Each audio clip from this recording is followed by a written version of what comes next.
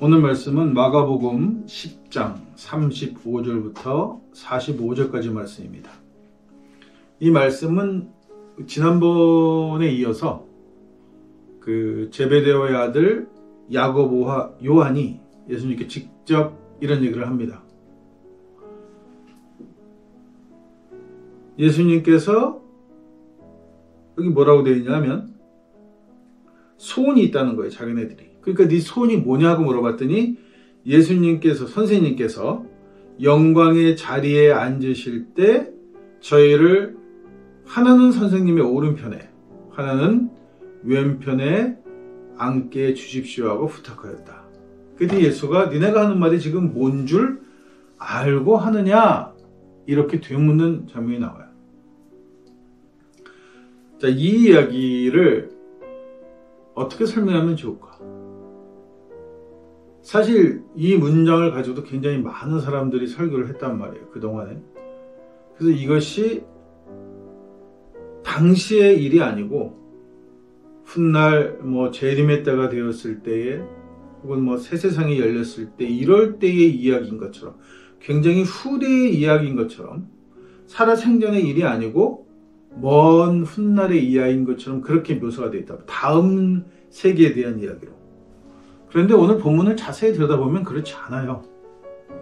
이게 뭐냐면 예수가 누구냐 하는 부분, 예수가 생전에 무엇을 했느냐 하는 부분을 교회가 의도적으로 삭제했기 때문에 이 말씀을 그렇게 종교적으로만 해석이 되는 거란 말이에요. 종교적으로 해석하다 보니까 이 말이 결국은 뭐냐면 메시아고 지금은 그냥 십자가에 죽었지만 나중에 다시 돌아올 재림 예수고, 그러니까 이 이야기는 재림의 때가 되었을 때 예수가 왕으로 오면 그때 내가 오른편에 앉냐 왼편에 앉느냐, 혹은 천국 갔을 때 내가 오른편에 앉냐 왼편에 앉느냐, 이런 식으로 이해되는 거란 말이죠. 근데 실제로 오늘 이 본문의 말씀은 지금 곧 이루어질 이야기에 대한 거를 얘기하는 거예요. 그러니까 오늘 이 본문에서는 야고보와 요한 얘기만 나오지만 가족들도 찾아오고 어머니 부모까지 찾아와가지고 우리 아들을 우측에 앉아달라 왼쪽에 앉혀달라는 싸움을 하는 장면이 나온단 말이에요. 이게 뭐냐 하면 예수가 당시에 유대 독립운동을 하고 있었다는 거예요. 그러니까 로마라고 하는 외세를 물리치고, 그리고 헤롯 왕가죠. 이 혼혈 왕가이기도 하고 세례요한이 그렇게 비난했던 그 헤롯 왕가를 무너뜨리고 이제 새로운 다윗의 후손, 그래서 다윗의 족보에 다윗서부터 족보가 이렇게 시작하는 족보에 다윗이 들어있는 이유가 있는 거란 말이에요. 예수를 왕족이라고 생각한 거죠. 그래서 유대 독립운동이 성공하면 실질적으로 예수가 왕이 된다, 이렇게 생각했던 거예요. 그러니까 왕이 되는 거니까 왕이 된 다음에 누가 우의정을 할 거냐, 좌의정을 할 거냐, 요즘 같으면 비서실장을 할 거냐, 총리를 할 거냐, 이걸 가지고 싸움을 했다는 거예요. 그러니까 예수를 따라다니는 제자들은 그 확신이 있었던 거예요. 예수를 따라다니면 유대 독립운동이 성공할 수 있고, 이 유대 독립운동이 성공하면 독립국가가 만들어지고 우리는 한 자리를 해먹을 수 있다고 생각했던 거죠. 그러니까 예수는 물어보는 거예요. 너희가 지금 무슨 생각을 하고 있느냐? 너희가 원하는 게 뭔지 알고 있느냐? 이렇게 얘기하는 거예요. 왜냐하면 예수는 본인이 유대 독립운동을 하고 있지만 절대 로마에 이길 거라고는 자신하지 않았던 거예요.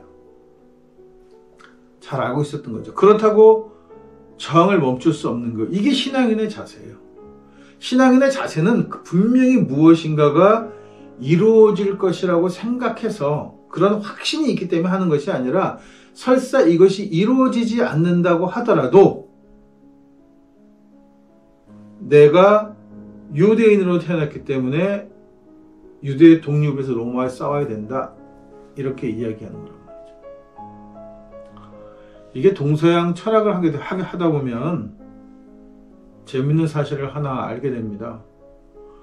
서양은 대부분 선을 행하는 이유가 구원받고 천국 가기 위해서요.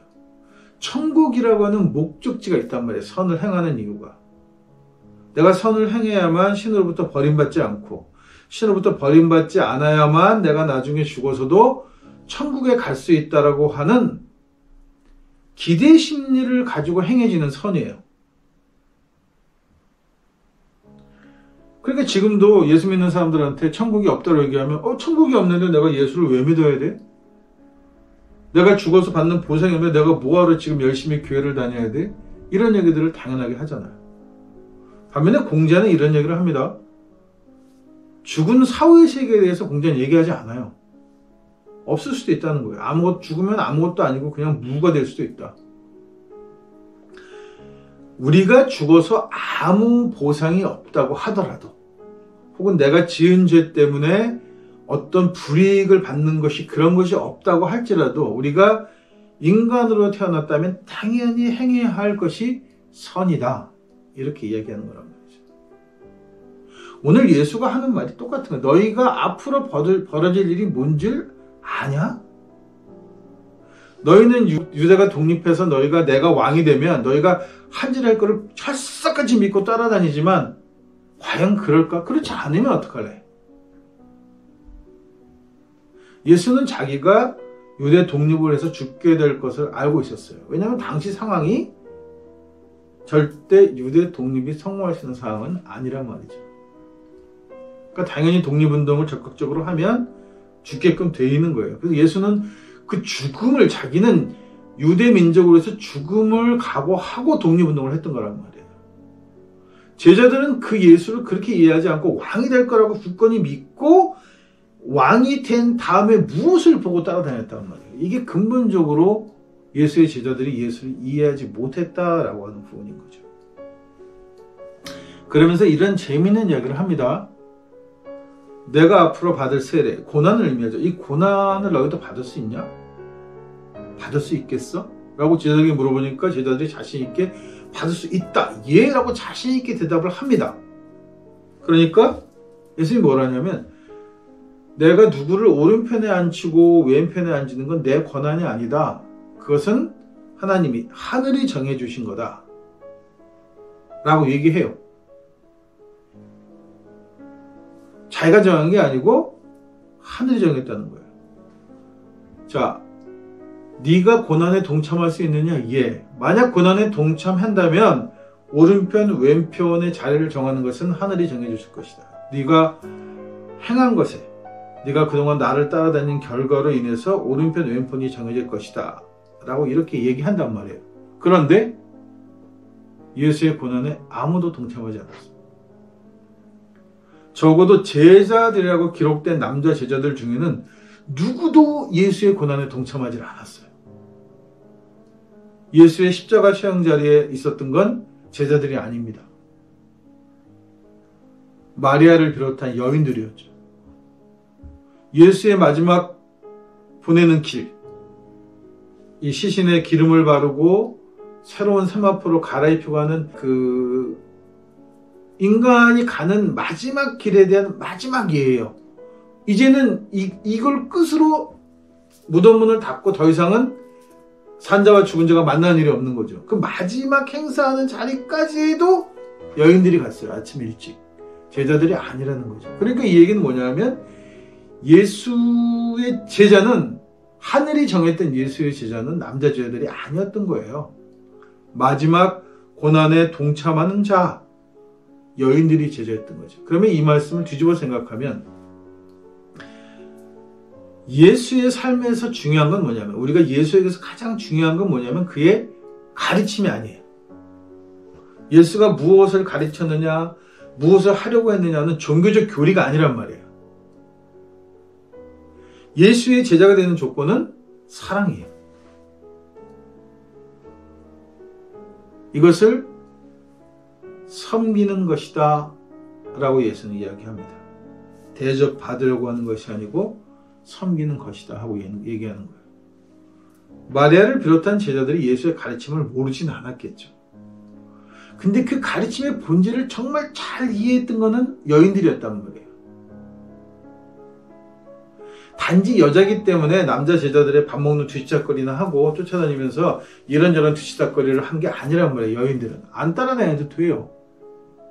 근데 기어이 거길 따라다니면서 그 뒤치다거리를 하면서 먼 발치에서 듣는 말씀이었던 그 말씀들이 아주 가까이에서 낱낱이 가르쳐주고 뭐 조목조목 가르쳐주고 따로따로 가르쳐줬던 그 제자들도 이해 못했던 그 말씀을 먼 발치에서 남자 제자들의 뒷수발을 들었던, 군중들이 모일 때면 군중들의 먹을 거를 챙기고 먹을 거를 나눠주고 다 가고 난 다음에 또 그걸 걷어들이고 청소하고 뒷정리를 했던 그 여인들은 예수가 무슨 말을 하려고 했는지를 분명히 알고 있었던 거예요. 그래서 오늘 얘기하죠. 섬기는 자가 으뜸이 된다. 만약 너희가 남들에게 대접받는 자리에 앉고 싶으냐? 만약 너희가 남들 위에 서고 싶으냐? 그렇다면 너희는 반드시 섬겨야 한다. 왜 섬겨야 하느냐 하면 누구를 지배하고 이렇게 하려고 하는 것은 바로 로마를 가리키죠. 이방인의 통치 방법이다. 근데 너희는 이방인이 아니고 이방신을 섬기는 민족이 아니고 하나님을 섬기는 민족이 아니냐. 하나님을 섬기는 민족은 지배하고 누르는 자가 아니라 섬기는 자다. 이렇게 얘기하는 거란 말이에요. 이게 지배의 맹목적으로 복종이라는 의미가 아니에요. 바울은 이딴 식으로 해석하죠, 이걸. 주인에게 복종하라는 말처럼 해석해버린단 말이에요. 이런 뉘앙스를 자꾸 풍기는 이유가 성서가 나중에 개작되었기 때문이에요. 편집하면서 예수의 말씀을 자꾸 그런 쪽으로 말을 바꿔나가기 때문에 그렇게 보이는 거지. 예수는 분명히 무엇이냐면 유대 독립운동을 하는 이유는 우리가 유대 민족인데 유대 민족이라 독립운동을 하는 건데 그 이유는 뭐냐 하면 외세의 침략이 외세가 강인한 힘을 가지고 타민족을 지배하는 것은 옳지 않기 때문이다. 그 옳지 않음에 대한 항거를 하는 거예요. 단지 유대인이라서가 아니라. 그런데 항거를 하면서 자기네들이 나중에 이 침략했던 자와 똑같은 짓을 하겠다? 이러면 항거할 이유가 없는 거잖아요. 제가 정치판에서 관심을 끊는 이유 중에 하나입니다. 우리가 정권을 차지해야 되는 이유가 뭐예요? 우리가 소위 말하는 숫골이라고 불리는 이 군사 독재에서부터 친일 군사 독재 이렇게 많이 해온 이 적폐 무리들을 제껴놓고 그들이 아닌 소위 말하는 민주개혁정부라고 하는 정부를 사유하는 이유가 뭐예요? 이게 오른편 왼편에 서기 위해서입니까? 권력을 잡기 위해서요? 아니에요. 섬기는 자가 되기 위해서 권력을 잡는 거란 말이죠. 진정으로 국민을 위한 정부가 되기 위해서 권력을 잡아야 되는 거지. 내가 그 권력을 잡고 그 권력을 행사하기 위해서 누군가에게 표를 몰아준다? 이건 있을 수 없는 거란 말이죠. 기독교인들한테. 물론 한국 상에서는 저쪽 세력이, 숫골 세력이 정권을 잡으면 안 되니까 어쩔 수 없이 이쪽에다가 표를 주는 성향이 있긴 해요. 그러나 원칙적으로 제가 이쪽 표를 주는 이유는 늘 마음속에 소망이 하나 있는 거예요. 제발 국민을 위한 정부가 되어줬으면 좋겠다. 예수가 말하는 것처럼 섬기는 자가 되었으면 좋겠다. 국민을 섬기는 자. 나 국회의원이야. 국회는 뭘로 보고 이런 태도가 아니고 국회의원이란 국민이 뽑은 국민의 종이죠. 그러니까 국민의 뜻이 무엇인지 잘 헤아려서 그 뜻을 정치에 반영할 수 있는 자를 뽑아야 된다는 거예요. 그럼 그게 국회의원인 거예요. 그게 섬기는 자란 말이에요. 그러니까 오늘 예수가 얘기하는 건 섬기는 자라는 건 바로 그런 거죠. 자신도 섬기려고 왔다 이렇게 얘기해요. 예수가. 내가 누구를 지배하고 왕이 되려고 온 게 아니라 섬기려고 왔다라고 얘기해요. 그러면 또 죽을 때 자기의 죄명은 유대 왕이라고 죄명이 붙었단 말이에요. 정치범이니까. 그래서 빌라도가 물어보는 거예요. 예수한테 최종적으로 형량을 결정하기 전에 이렇게 묻습니다. 네가 유대인의 왕이냐? 이렇게 물어보잖아요. 근데 예수가 뭐라고 대답하냐면 네가 나를 유대인의 왕이라고 한다. 세상 사람들이 나를 유대인의 왕이라고 한다. 하면 나를 따르는 남자 제자들도 나를 유대인의 왕이라고 한다. 내가 유대인의 왕이라고 한 게 아니라 너희가 유대인의 왕이라고 한다. 나는 섬기려고 왔는데 너희는 나를 통해서 섬김을 받으려고 한다. 이 이야기를 하고 싶었던 거죠, 예수는. 제가 진짜 하루가 멀다 하고 바울을 비판합니다. 그 이야기는 뭐냐면 바울은 철저하게 대접받는 자가 되고 싶어 했어요. 바울은 교회를 세우고 반드시 그 교회에 자기 후계자를 세워놓습니다. 그리고 후계자만 세워놓는 게 아니라 후계자를 지원해 줄 수 있는 돈이 많은 부자들까지 붙여서 교회를 세울 때 그들을 중심으로 교회를 세워요. 그러니까 당연히 이 사람들은 섬김 받는 사람이 되는 거예요. 그러니까 내내 교회에서 나는 누구 파냐, 아볼론 파냐, 뭐 바울 파냐 이러면서 싸웠다는 거예요. 왜? 권력이 없고 지위였으니까. 왜 싸웠겠어요? 헌금을 누가 주관하냐 갖고 계속 부딪히는 거예요. 이런 교회를 만들었다는 거죠. 섬김을 받으려고 하는 교회를 처음부터 만든 거예요. 그러고는 교회로부터 돈을 받아 자기는 선교 여행을 다니면서 또 그런 교회를, 결국 바울이 세운 교회는 남아나질 않았습니다. 어느 교회도 남아있질 않아요. 왜냐하면 예수가 가리키는 것과 전혀 반대 방향의 이야기를 했으니까 남아나질 않습니다. 근데 이것들이 국교가 되면서 권력을 잡았죠. 그건 진짜 이제는 카톨릭 당시에는 사제라고 부르는 그룹이 계급이 되어버린 거예요. 기독교 공동묘지라는 데 가보시면 깜짝 놀랍니다. 신부들은 다른 구역에 묻혀요. 평신도들은 그냥 이렇게 평장하듯이 땅바닥에 분봉을 만드는데 자기는 요만큼 단을 세워서 무덤을 만들어요. 무덤조차도 구별하려고 하는 거죠. 요만큼 대접받으려고 하는 거죠. 이게 무슨 예수의 제자가 있냐는 거예요.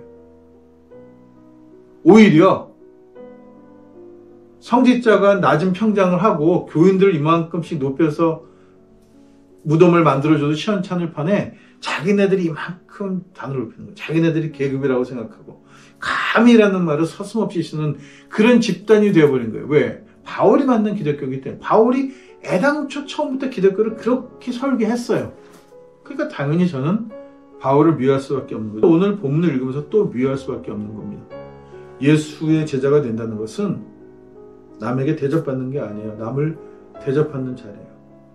그리고 내가 정말 진심으로 남을 대접하면 결과적으로는 사람들에게서 존경받는 사람이 된다. 대접받는 사람이 된다라고 얘기하는 것이 오늘 본문의 말씀입니다.